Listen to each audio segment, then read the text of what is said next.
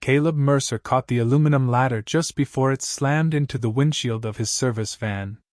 "Easy," he muttered, steadying it with one hand while balancing a replacement air filter in the other.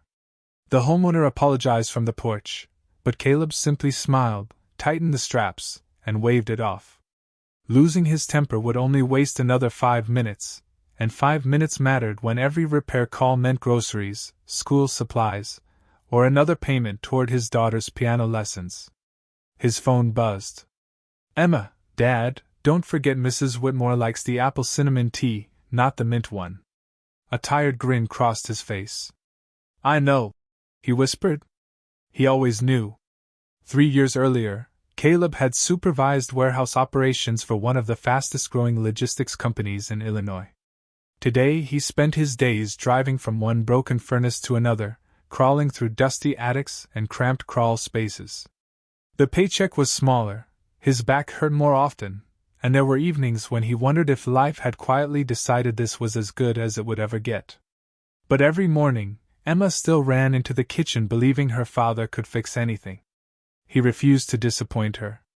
After finishing the repair, Caleb crossed the parking lot to a small grocery store.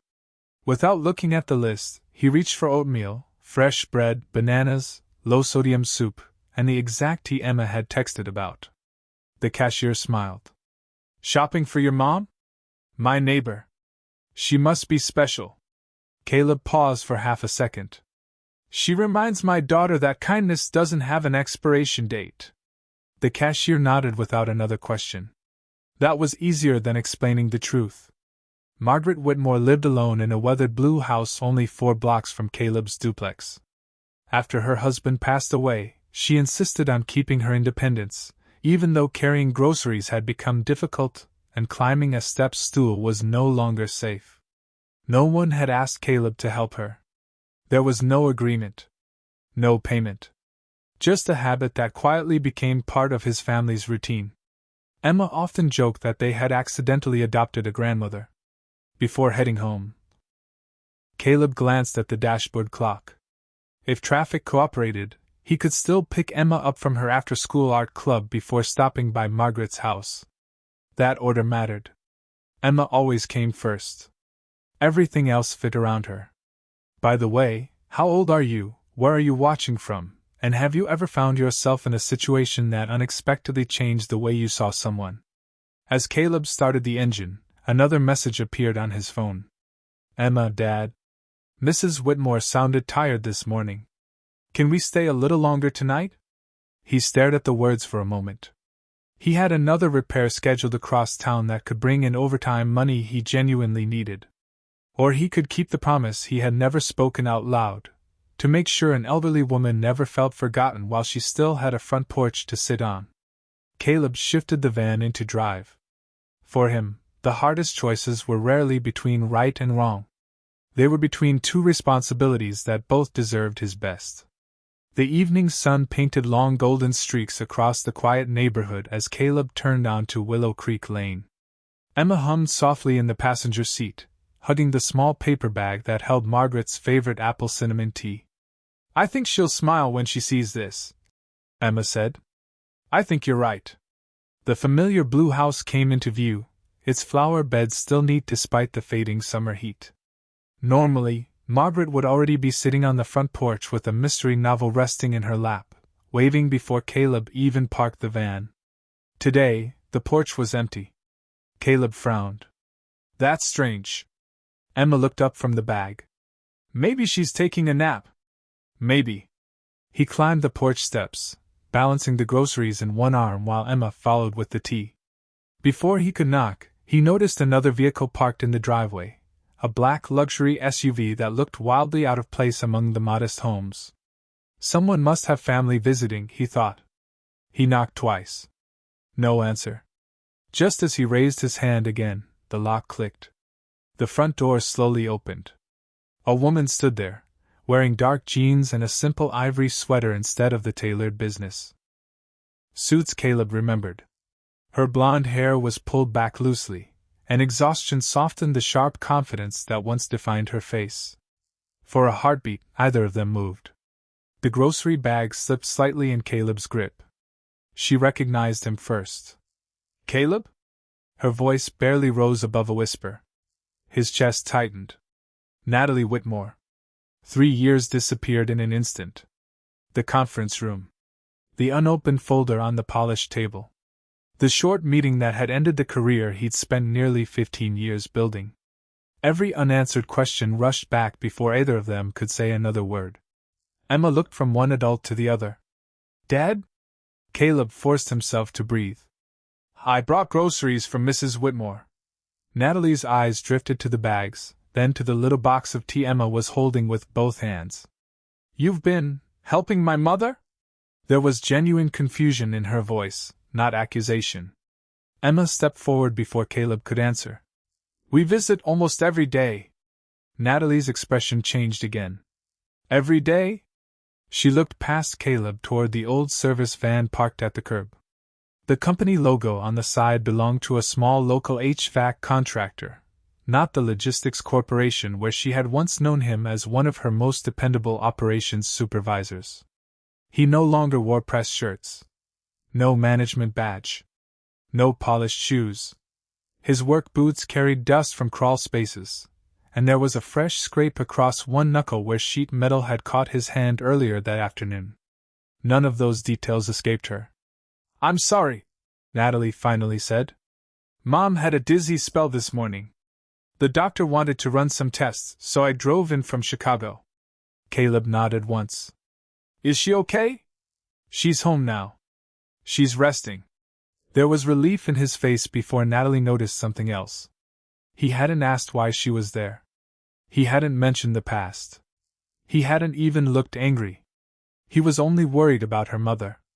Margaret's voice floated faintly from inside the house. Is that Caleb? Emma's smile instantly returned. It's us. Without waiting, Margaret appeared slowly in the hallway, leaning lightly on her cane. There you are. She laughed warmly. I was beginning to think you forgot your old neighbor. Caleb stepped inside long enough to hand her the grocery bag. You know I'd never let that happen. Margaret reached for Emma's hand. And my favorite little artist remembered the tea? Emma proudly lifted the box. Apple cinnamon. My hero. Natalie watched the exchange in complete silence. No performance. No expectation. No awkward attempt to impress her. The kindness filling the room had begun long before she arrived. It had nothing to do with her. As Caleb helped carry the groceries into the kitchen, his eyes briefly met Natalie's again. Neither smiled. Neither looked away. The distance between them wasn't measured in the few feet across Margaret's living room. It was measured in 3 years of unanswered questions, quiet assumptions, and a decision that had changed both of their lives in ways neither fully understood.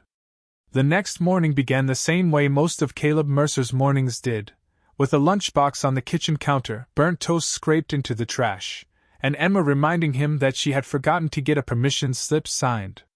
You remembered my science project, though, she said with a grin.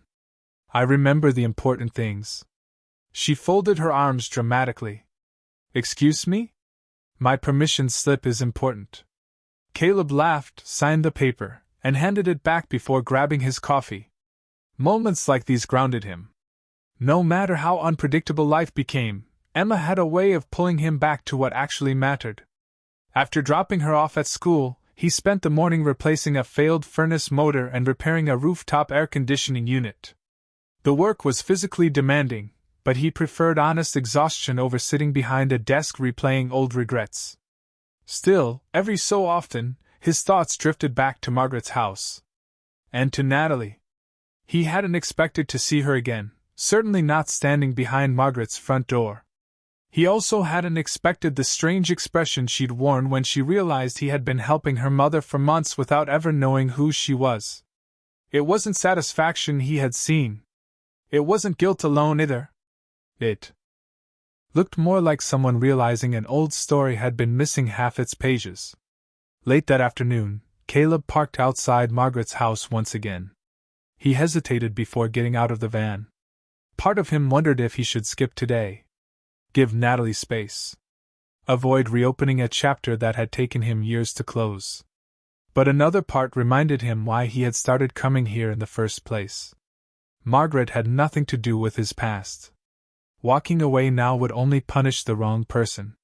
He knocked lightly before letting himself in after hearing Margaret call from the living room. The smell of chicken soup filled the house. Margaret was sitting comfortably in her favorite chair, knitting with reading glasses balanced near the end of her nose. "You made it," she said with a smile. "I said I would." Natalie emerged from the kitchen carrying 2 bowls. Unlike yesterday, she wasn't dressed for a corporate meeting or checking her phone every few seconds. Her sleeves were rolled up, and a dish towel rested over one shoulder. "I hope you don't mind," she said. "I attempted my mother's soup recipe." Margaret chuckled. "Attempted is a generous description." Natalie sighed. "I followed every instruction." "You followed every instruction except listening when I told you the onions needed another 5 minutes. Caleb couldn't help smiling. For the first time since seeing her again, he caught a glimpse of Natalie that had nothing to do with boardrooms or executive decisions. She looked less like a CEO and more like a daughter trying very hard not to fail at something simple. Emma arrived a few minutes later after Caleb picked her up from school. She hurried inside carrying a sketchbook. "Mrs. Whitmore, I finished the drawing." Margaret adjusted her glasses as Emma opened the page. It showed the old blue house surrounded by bright flowers, with 3 people sitting on the porch. "No fair," Natalie teased. "You made me look younger." Emma blinked innocently. "I haven't drawn you yet." The room filled with quiet laughter. Natalie looked at the empty space in the picture where another chair could easily fit. "Maybe next time," Emma said. "If you're still here." The innocent comment lingered in the room longer than anyone expected. Natalie looked toward the window, where the evening sun stretched across the front yard. "I don't know how long I'll be staying," she admitted. "I have meetings waiting back in Chicago." Margaret lowered her knitting. "And I have a daughter who thinks every problem can be solved by rearranging her calendar." Natalie smiled faintly but didn't argue. Caleb watched the exchange without taking sides. He could already see the tension neither woman wanted to name. Margaret wanted to remain in the home she had built with her late husband. Natalie wanted her mother somewhere safer, where help was available around the clock. Neither desire came from selfishness. Both came from love. The problem was that love, when mixed with fear, often sounded a lot like control. As Caleb gathered the empty bowls and carried them toward the sink, Natalie quietly stepped beside him. "Thank you," she said. He looked at her, waiting. "For everything you've done for my mother." Caleb nodded politely. "You don't owe me thanks." "No? I did it because she needed someone." There was no accusation in his voice. No hidden message. Just a simple truth. Natalie realized, perhaps for the first time in years, that not every act of kindness arrived expecting something in return. That realization unsettled her more than any confrontation ever could. By the 4th day, the awkward silence between Caleb and Natalie had settled into something quieter, not comfort, but routine. They had learned how to move around each other. Caleb fixed a loose railing on Margaret's back porch while Natalie worked from her laptop at the dining room table, stepping away every few minutes to check on her mother. Neither tried to revisit the past. Neither pretended it didn't exist. Late that afternoon, Margaret insisted on baking blueberry muffins. "The recipe is older than both of you," she declared, tying on a faded apron. Natalie looked horrified. "Mom, you nearly fainted 3 days ago." "I nearly fainted," Margaret corrected. "I did not forget how to bake." Caleb smiled. "I'll handle the heavy mixing." Margaret pointed a wooden spoon at him. "You'll stir. I'll supervise." For a little while, the kitchen felt wonderfully ordinary. Emma measured flour. Margaret gave directions from a stool. Caleb mixed the batter. Natalie reluctantly washed dishes instead of arguing. Then Margaret asked a simple question. "So, how did you two meet?" The room became still. Natalie instinctively looked down at the sink. Caleb kept stirring the batter. "We worked together," he answered calmly. Margaret smiled. I had a feeling. Natalie slowly dried her hands. Caleb managed one of our regional operations. Managed it well? Margaret asked. Neither answered immediately. Finally, Natalie spoke. He was respected. It wasn't an apology, but it was the first honest compliment she had offered him in years. Margaret sensed the hesitation. What happened? Caleb shrugged gently. Business changed. Natalie closed her eyes for a brief moment. It wasn't that simple. Caleb looked toward her but remained silent. She took a slow breath. The company was expanding too fast. We had a serious compliance issue at one of our facilities. Margaret listened quietly. Natalie continued. There was an internal investigation. Caleb rested the spoon against the bowl. I reported a safety concern. Margaret looked from one face to the other. And? I later withdrew part of my written statement. Caleb admitted. Natalie's eyes lifted. It changed everything. Caleb nodded. I thought I was protecting people. The final report made it look like you'd contradicted your own findings. Natalie said softly. I believed I couldn't trust the manager responsible for the operation anymore. You never asked why I changed it. I know. Those 2 words carried far more weight than any long explanation. No voices were raised. No accusations filled the room. Only the quiet realization that one decision had been interpreted through 2 entirely different lenses. Margaret slowly folded the dish towel in her hands. So both of you walked away believing the other had already made up their mind. Neither Caleb nor Natalie answered. They didn't have to. The silence did it for them. Just then, the kitchen timer rang. Emma peeked through the oven door. The muffins are rising. Margaret smiled gently, watching the tops slowly lift. Funny, she murmured. Sometimes people do too, but only after they've been under enough heat. Saturday arrived with the kind of clear September sky that made Margaret insist on opening every window in the house. The fresh air does more for me than half the prescriptions in my medicine cabinet, she declared as Caleb adjusted the screen on the kitchen window. Natalie looked up from her tablet. The doctor specifically told you not to overexert yourself. I opened a window, Natalie, not a marathon. Emma giggled from the dining room floor, where she was coloring autumn leaves for a school project. Caleb caught Natalie's eye for a brief second before returning to the window frame. Neither of them smiled, but the sharp edges between them had softened. They were learning an uneasy rhythm, working around each other instead of against each other. Margaret suddenly spoke from the hallway. Caleb, would you do me a favor? Of course. In the hall closet, there's a cedar box on the top shelf. Bring it down for me. He found the box exactly where she described. It was old, the brass latch worn smooth from decades of use. Margaret rested it on the coffee table. My memory isn't what it used to be, she said quietly. If something ever happens to me, I don't want these things disappearing before anyone understands why I kept them. Natalie shifted uncomfortably. Mom, I'm not planning to die today, Margaret replied with a playful smile. But pretending we're immortal never helped anyone. She opened the lid.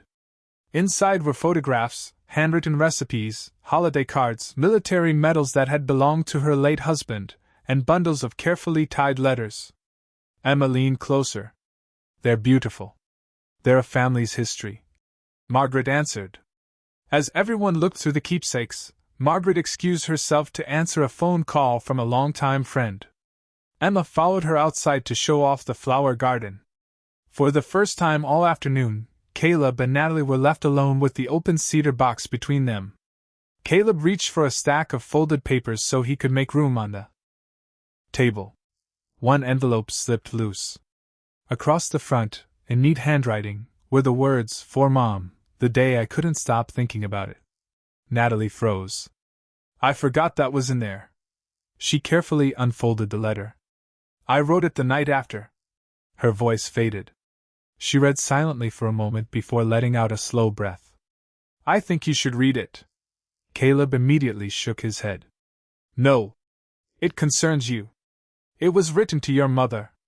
Natalie looked at him for several seconds before quietly reading part of it aloud. I made the decision the board expected me to make today, but I can't convince myself it was the decision I should have made. Everyone says leadership requires certainty. I wish someone would tell me what to do when certainty never comes. She swallowed. The file on my desk tells one story. My instincts tell another. I signed the termination because the documents left me no choice. But I keep wondering whether I failed someone who deserved one more conversation. The room became completely still. Caleb stared at the floor. He had imagined many versions of that day over the past 3 years. In none of them had Natalie gone home questioning herself. I never sent that to anyone, she said softly. I only wanted my mother to know why I couldn't sleep. Before Caleb could answer, Margaret returned, smiling as if she hadn't interrupted anything. What are you two whispering about? Natalie gently folded the letter and placed it back into the envelope. Old mistakes. Margaret nodded knowingly. They usually wait until we're quiet before they start talking. A few minutes later, while Margaret searched another compartment of the cedar box, Natalie noticed a weathered folder tucked beneath several photo albums. What is this? Margaret adjusted her glasses. Oh. Caleb gave me that years ago. Caleb looked genuinely surprised. I forgot you still had it. Margaret handed it to Natalie. It was going into the recycling one afternoon. I thought it looked important. Inside was a copy of Caleb's original safety report. Not the shortened version that had reached the Executive Review Committee. Not the revised statement that had ultimately been placed in his personnel file. This was the complete document. Every concern was documented. Every recommendation was detailed. Attached to the back was a handwritten note in Caleb's own writing. I am removing portions of my statement because several hourly employees acted under my instruction. They made mistakes, but they trusted my judgment. If accountability belongs anywhere, it belongs with me. Natalie's fingers tightened around the paper. She had never seen that page. In the file she reviewed years ago, it didn't exist. For the first time since opening the front door and finding Caleb on her mother's porch, she understood something neither of them had realized before. They hadn't spent 3 years remembering the same story. They had been living with 2 completely different versions of it. The discoveries inside Margaret's cedar box lingered long after the lid had been closed. No one mentioned the letters over dinner. No one needed to. They had shifted something invisible between Caleb and Natalie, not forgiveness, not yet, but certainty. The certainty each had carried for 3 years no longer felt as solid as it once had. Sunday morning arrived with steady rain tapping against the windows. Margaret insisted on watering the potted herbs on the back patio anyway. They're already getting watered, Natalie protested, watching the rain pour from the kitchen window. They're getting rained on, Margaret corrected. I'm checking if the pots are draining. Before either Caleb or Natalie could stop her, Margaret stepped onto the damp brick patio. Her cane caught the edge of a loose stone. The slip lasted only a second. Caleb was moving before anyone else realized what had happened. He reached her just as she lost her balance, catching her shoulders before she struck the ground. Natalie was beside them a heartbeat later, kneeling in the rain. Mom! Are you hurt? Margaret winced. My pride more than anything. Caleb carefully helped her back inside while Natalie called the family doctor. Fortunately, nothing appeared broken. A mild sprain. Some bruising. But the physician's advice was direct. No more living alone without a structured care plan. The words echoed through the quiet living room after the call ended. Natalie folded her phone and took a deep breath. I'm arranging a room at Brookhaven Residence. Margaret's expression immediately hardened. No. It's temporary. No. You almost fell. I did fall. Exactly. Margaret looked toward Caleb. You tell her. Caleb remained silent for several seconds. Finally, he spoke carefully. I think she deserves to be heard first. Natalie's frustration surfaced almost instantly. This isn't about opinions. It's about safety. It is about safety. Caleb agreed. But it's also about her life. My responsibility is keeping my mother alive. And hers is deciding how she wants to live. The room fell quiet. Emma looked between the adults, sensing this wasn't an ordinary disagreement. Natalie crossed her arms. So your answer is to leave her here until something worse happens? My answer is to ask what she wants before deciding for her. What if what she wants isn't realistic? Caleb met her eyes without raising his voice. Then explain the risks honestly. I already know the risks. I'm talking about Margaret. Natalie stared at him. You think I don't listen to my own mother? I think you're afraid. The words landed harder than either of them expected. Natalie laughed once, though there was no humor in it. Of course I'm afraid. My father died while I was negotiating a merger 2 states away. Her voice cracked for the first time. I missed the last phone call he ever made. The confession hung in the air. I told myself I'd never let work come before family again. She looked toward Margaret. So yes, I'm afraid. Caleb's expression softened. I understand that. Do you? I do. He glanced briefly at Emma, who was quietly sitting beside Margaret with a coloring book. When Emma was 6, she broke her arm falling from the monkey bars. His voice remained calm. For months afterward, I wanted to stop her from climbing anything. Natalie listened without interrupting. But protecting her from every possible injury would have meant teaching her to be afraid of living. He looked back at Margaret.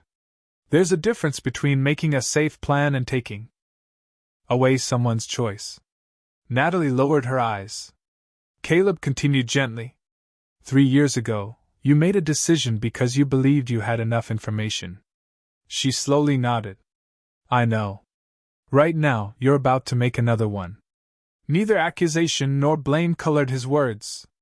Before you do, ask your mother what she wants. Margaret reached across the sofa and quietly took Natalie's hand. I don't want to choose between being safe and being myself. Natalie squeezed her mother's fingers but couldn't answer. For the second time in a single week, she found herself standing at the edge of a decision that seemed obvious on paper, and painfully complicated once a human heart was sitting in front of her. Rain gave way to crisp autumn sunlight over the next 2 days. The maple tree in Margaret's front yard had begun to trade its green leaves for shades of amber, and Emma insisted it looked as if the tree were learning how to paint. Margaret's ankle was healing, but she moved more slowly than before. Caleb stopped by after work to replace a loose porch light and check the smoke detector while Emma helped rake the first layer of fallen leaves. Natalie stood on the front steps, watching them without saying much. She had postponed her return to Chicago twice. For the first time in years, the meetings on her calendar no longer felt like the most urgent part of her life. Inside the house, Margaret called everyone into the living room. I've been hiding something, she announced. Natalie sighed. Mom. No, let me finish. From a drawer beside her chair, Margaret removed a thin blue folder. I met with an eldercare counselor 6 months ago. Natalie blinked.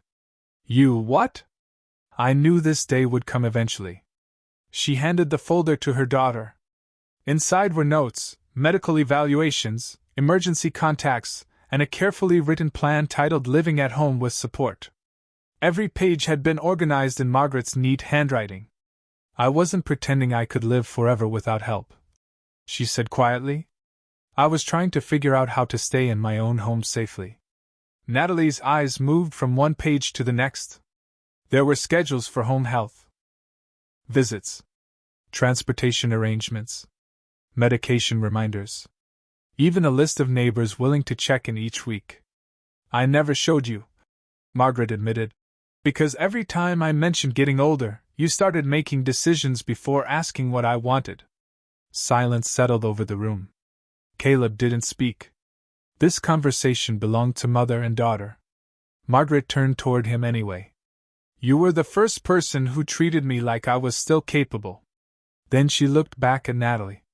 And you've spent so long trying to protect me that you forgot to ask whether I wanted protecting that way. Natalie's shoulders slowly sank. I thought I was doing the right thing. I know. Margaret reached over and squeezed her daughter's hand. But love can become very loud. It drowns people out, Caleb said gently. Natalie looked at him.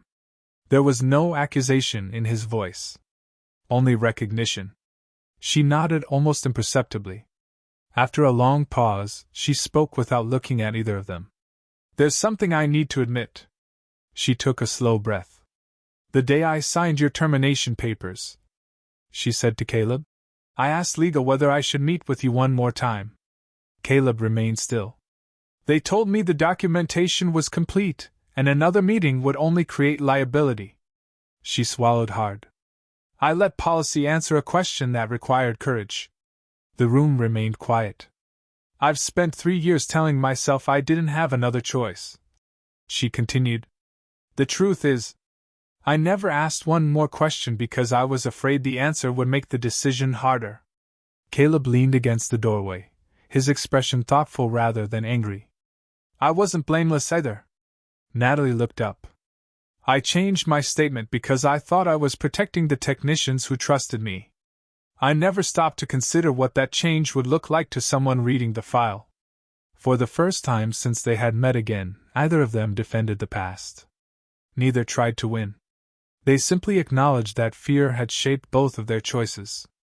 Outside, Emma laughed as a gust of wind scattered freshly raked leaves across the yard again. Margaret smiled. Toward the window. Looks like we'll have to start over. Caleb glanced outside, then back at the family gathered in the room. Sometimes starting over, he said softly, is exactly what needs to happen. The phone rang just after sunrise on Thursday. Caleb had barely finished packing Emma's lunch when Margaret's name flashed across his screen. He answered immediately. Instead of Margaret's warm voice, he heard Natalie. Caleb. Something in her tone made him reach for his truck keys before she finished the sentence. We're at St. Andrew's Medical Center.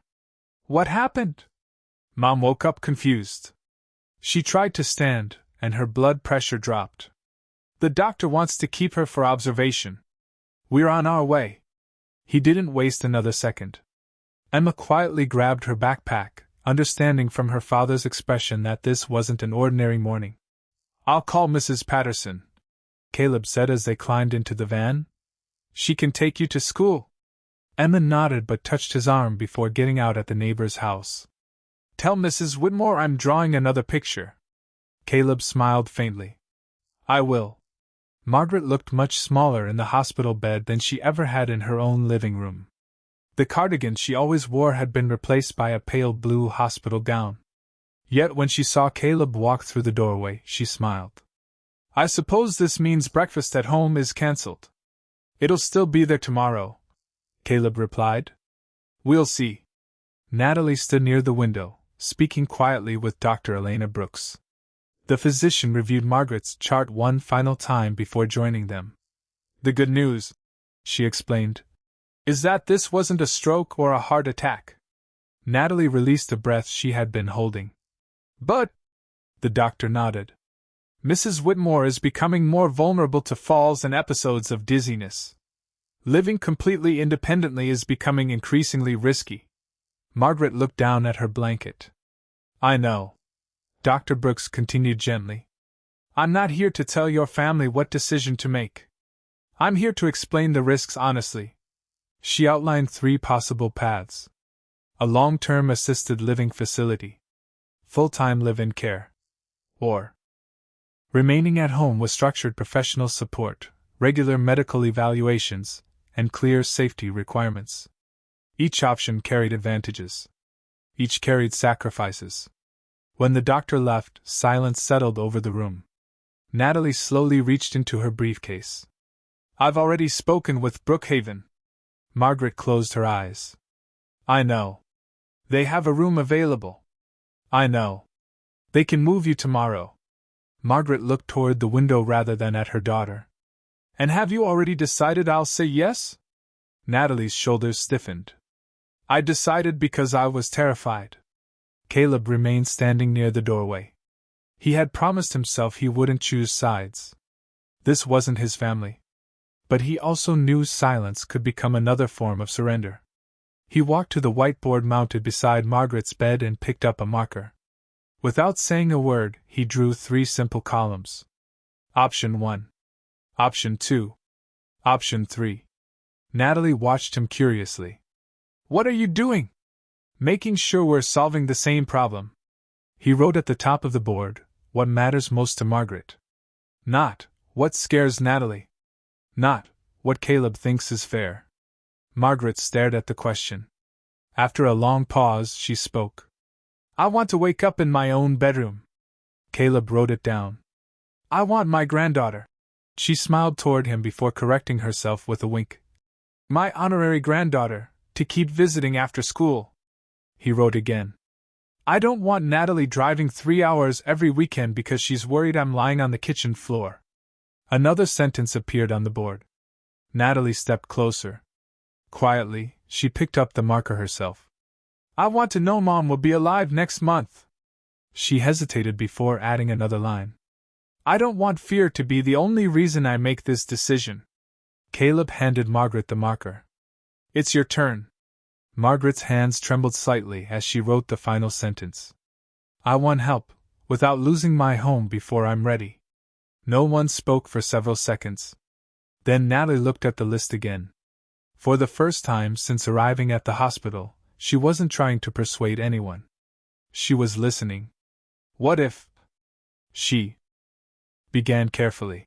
We try your home care plan exactly as you designed it?" Margaret looked up. Natalie continued. "We add weekly nursing visits instead of monthly." Caleb nodded. "We install motion sensors and better lighting." Natalie added. "And if your doctors believe the plan is no longer safe." Margaret finished the sentence herself.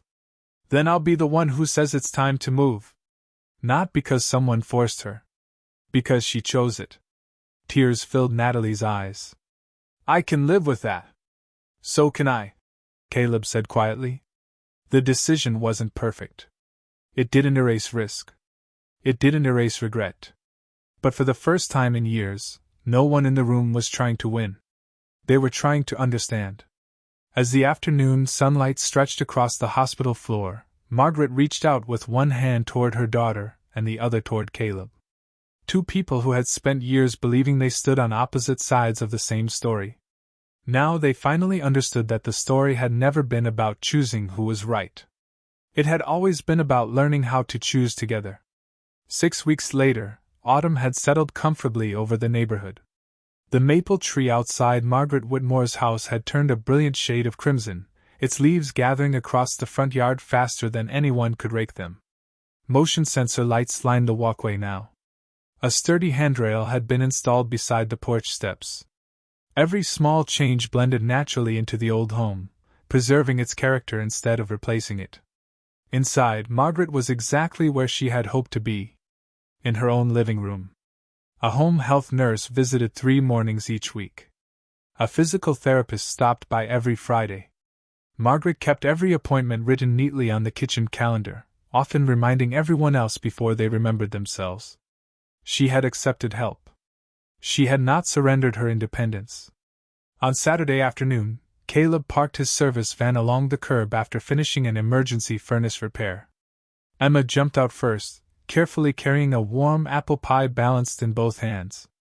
"I didn't drop it," she announced proudly. "You also didn't let me carry it. You would have tilted it." Caleb laughed. "I probably would have." Before either of them reached the porch, the front door opened. Natalie stepped outside. She wasn't dressed for a board meeting. She wore jeans, a light brown sweater, and gardening gloves dusted with soil.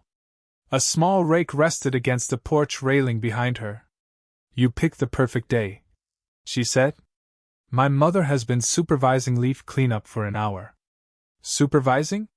Caleb asked. Natalie smiled. "Mostly giving instructions." Margaret's voice immediately drifted through the screen door. "I heard that."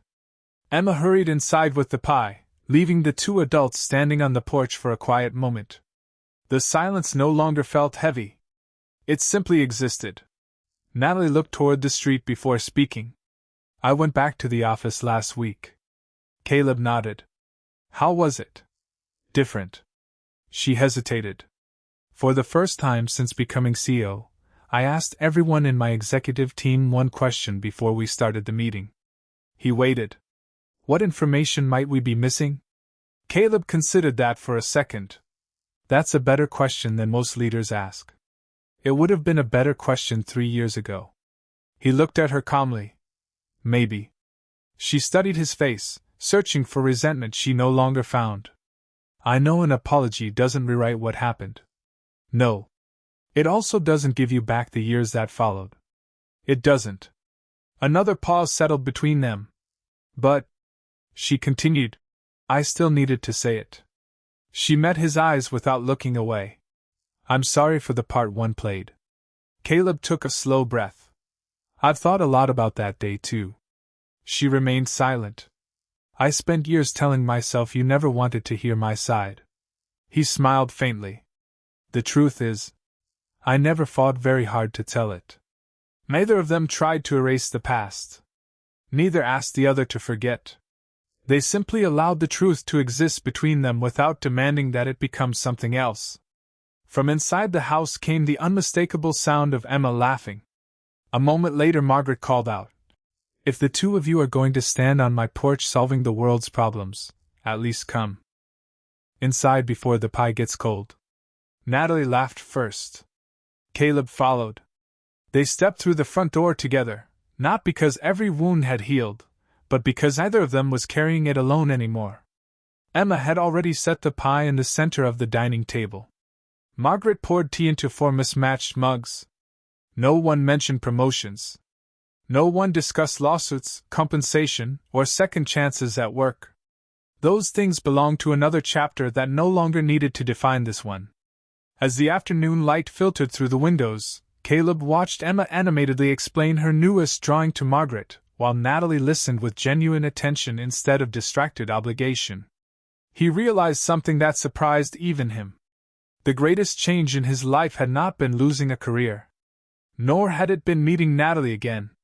It was learning that dignity could survive disappointment, kindness could survive misunderstanding, and truth did not always arrive to declare a winner. Sometimes it simply made room for people to become better than they had been before. Outside, another crimson leaf drifted quietly onto the front porch. This time, no one hurried to sweep it away.